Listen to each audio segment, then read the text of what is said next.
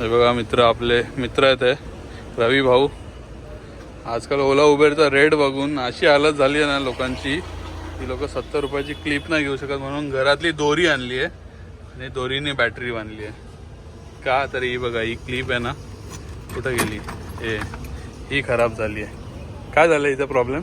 हे स्क्रू खराब झालेला आहे. स्क्रू, फक्त स्क्रूमुळे? स्क्रूमुळे वगैरे 70 रुपयाची घ्यावं लागेल सगळं. आता या एका स्क्रू साठी ते सगळं 70 रुपये खर्च, 100 रुपये खर्च करायचं आणि मेकॅनिक वर आलं 70 रुपये ते याचे फक्त. हो, ते खोलायचे ते त्याचे चार्जेस वेगळे. हो, आलं त्याचे वेगळे चार्जेस. आणि भाडे कितीचे पडतात तुम्हाला? 110 रुपये, 99 रुपये, 85 रुपये. किती किलोमीटर? 3 किलोमीटर बघा. आणि पिकअप 3 किलोमीटर आणि ड्रॉप 3 किलोमीटर, म्हणजे 6 किलोमीटर व्हायला आणि पैसे देतात 3 किलोमीटर. बघा किती, 85 आहे. ही अशी हालत झाली आहे. अशी हालत नाही. ही दोरी घेऊन ना, ही आता तर बॅटरीला बांधली, गळ्याला बांधायची वेळ येऊ नये म्हणजे झालं. सो बघा, विचार करा जेव्हा रेट देता तुम्ही पण किंवा गाडी बुक करता तेव्हा ड्रायव्हरचा पण विचार करा. गाडीचा EMI अजून भरला नाहीये, तो तर बाकीच आहे.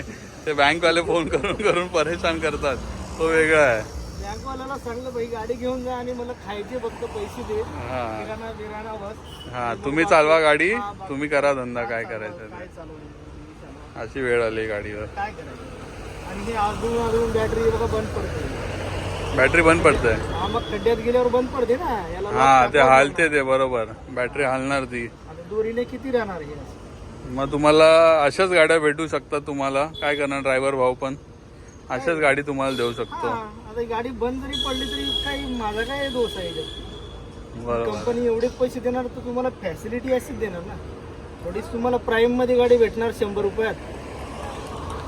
बरोबर. बघा, ही वेळ पण कोणी आणली आहे? कंपनीने ड्रायव्हरवर वेळ आणली आहे. कस्टमर द्यायला रेडी आहे पण ऑप्शन नाही. पाचशे नका घेऊ. नाही, ती नाही घेणार. राहून द्या, ती परत कामाला येईल तुम्हाला. एक्साईटची बॅटरी टाकली आहे. बॅटरी आता टाकली. मेकॅनिकल पैसे घेईल म्हणून तेच त्यांना आयडिया आहे. खूप वर्षांपासून 15 ते 20 वर्षाचा अनुभव आहे गाड्यांचा, त्याच्यामुळे तेच त्यांचं करतात काम.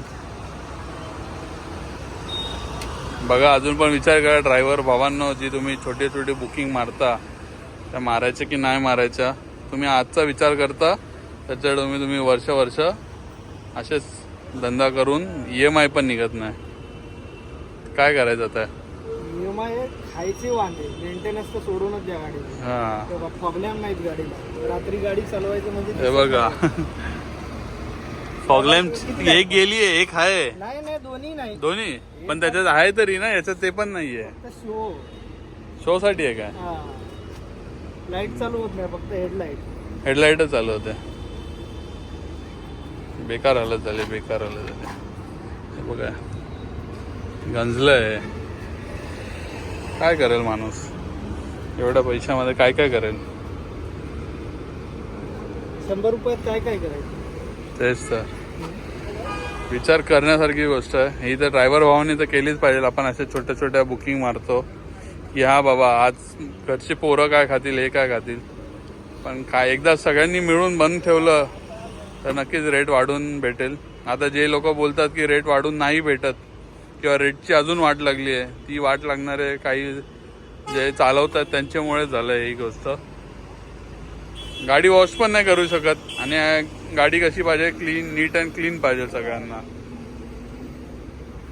आपले टाकतात ना, पण गाडी नीट अँड क्लीन पाहिजे. हो, धुवायला पैसे कुठून द्यायचे? आता मी आज दिवसभर जरा बुकिंग नाही लागली, आता घरी धुवायचा विचार करतो. आता तो ओलाने, आपल्या उबरने पास पण चालू केलाय नवीन. उबरने पास चालू केला, ओलाने ते TDS काटायला सुरू केलं. 4000 रुपये आउटस्टँडिंग झालं. आता भरायचे किती? ओलाने तर ब्लॉक केली गाडी. आता उबेरवर एक आशा आहे फक्त चालवायची. उबेर पण आता पास म्हणल्यावर आता काय बोलायचं. बेकार हालत आहे. सुट्टीचा दिवस आहे. आणि त्याच्यामध्ये पण लोक नवीन गाड्या घेतात. त्याच्याबद्दल काय बोलता? नवीन गाड्या घेतात त्यांचं अभिनंदन. कसं एकदा तुम्हाला कंपनीवाले तुमच्यावर चढणार तेव्हा समजणार तुम्हाला नवीन गाडी घ्यायची कसं करायचं. आणि आता विकायला पण गाड्या काढल्यात 5-5, 6-6 महिन्याच्या विकायला पण गाड्या आहेत. नक्कीच गाड्या तर विकायला लागणारच.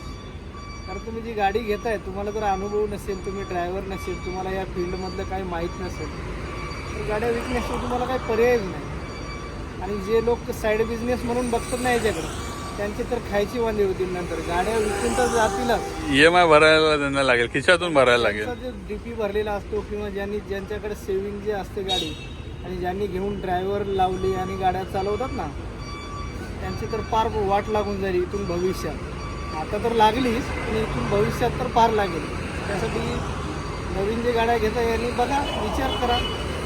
ह्यापेक्षा ही नवीन वॅगनार घेण्यापेक्षा ओल्डमधली जी जुनी वॅगनार आहे ना लाख रुपयेवाली घेऊन धंदा करसाल त्यामध्ये तुम्हाला प्रॉफिट आहे.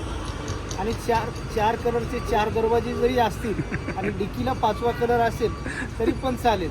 पण ही नवी गाडी घेऊन बिलकुलच तुम्ही धंदा करू नका. पस्तावतात लोक, पस्तावतात नवीन. म्हणजे आता काय बोलूच शकत नाही आता. कारण बोललं तर वाद होईल. तुम्ही पण आता मी ऐकलंय गावी जायचा मार्ग.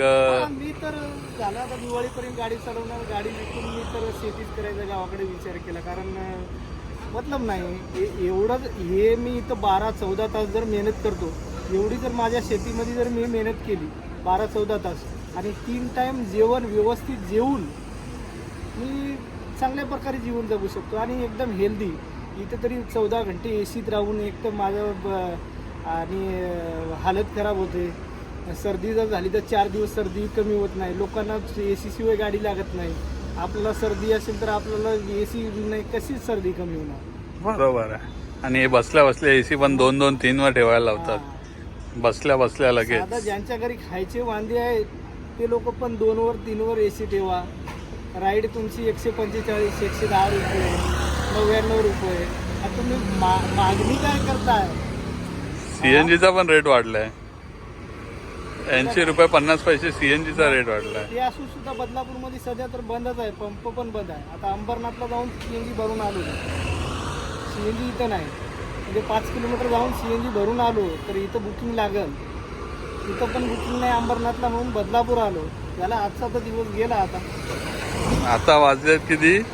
3 वाजलेत. अजून कितीचे बुकिंग पडल्या? बुकिंग की पडल्याच नाही? एकच पडली सकाळपासून फक्त 109 रुपयाची आणि ते पण 3 किलोमीटर टिकत होतं आणि ड्रॉप पण 2.5 किलोमीटर ड्रॉप 109 रुपयाची. तर 109 रुपयामधून उबेरला जाणार त्याच्यातले 5 रुपये 104 रुपये मला राहणार.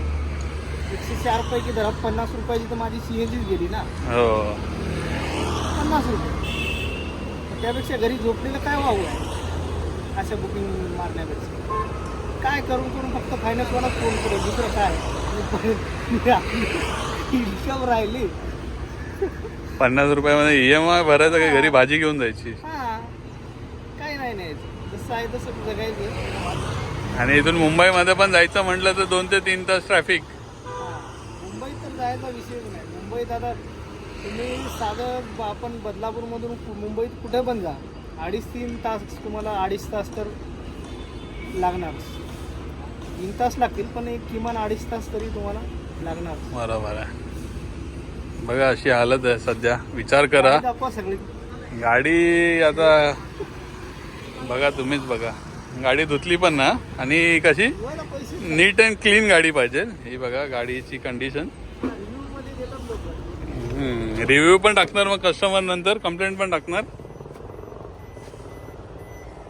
ही बघा ही अशी गाडी आहे. हे सीट कव्हर पण कस्टमर लोकांचे लहान मुलं लादबीत घालतात ड्रायव्हरला मागून.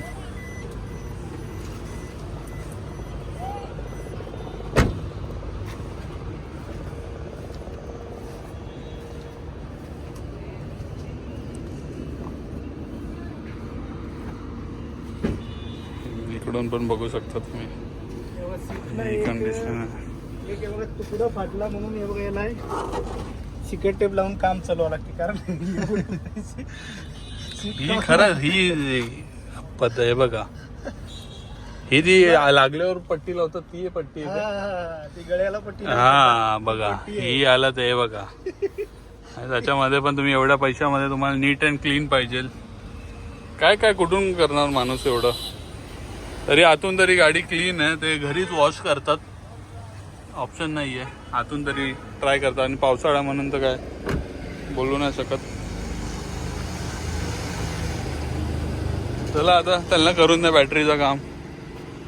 अजून तुम्हाला असे अनुभव मी शेअर करत राहीन ड्रायव्हर लोकांचे. हे होते आपले रवी भाऊ बदलापूरचे. अजून असे वेगळ्या वेगळ्या लोकांचे अनुभव शेअर करू आपण तुम्हाला.